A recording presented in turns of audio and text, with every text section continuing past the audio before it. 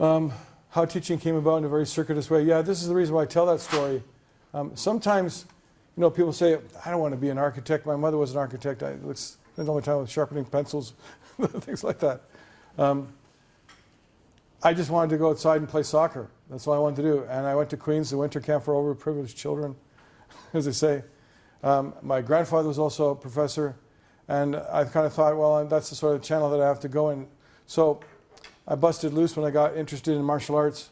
And to his credit, my father said to me, you want to go to Japan and study karate?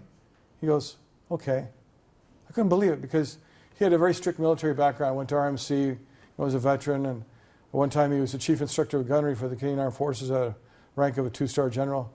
I remember as a small child being in the back of a vehicle going into a big warehouse,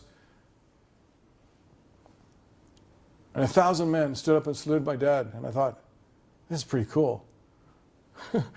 But at the same time, it was so overwhelmingly intimidating to ever think of yourself that way, I couldn't really think of an example of how I could ever get there. Because sometimes when we have dreams and goals and ambitions, we think about the end, but we don't know the steps to get there. That's why sometimes when I talk about, in those courses where we talk about, I'm losing my word.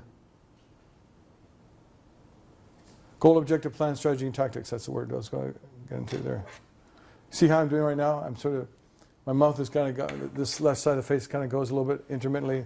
That's another reason why I wanted to stop my teaching in April, because I didn't think that I had the same ability to get things right. There's a certain physicality of teaching at the front of the classroom that makes it difficult sometimes. You're thinking about your words and the sequence of that, also your posture and your voice being loud enough and so on. And when you get to a point where that doesn't come up very easily, you feel kind of embarrassed for the students in the audience, thinking, oh, they deserve something better than that. So that's another reason why I came to the conclusion that this would be the last lecture I would give.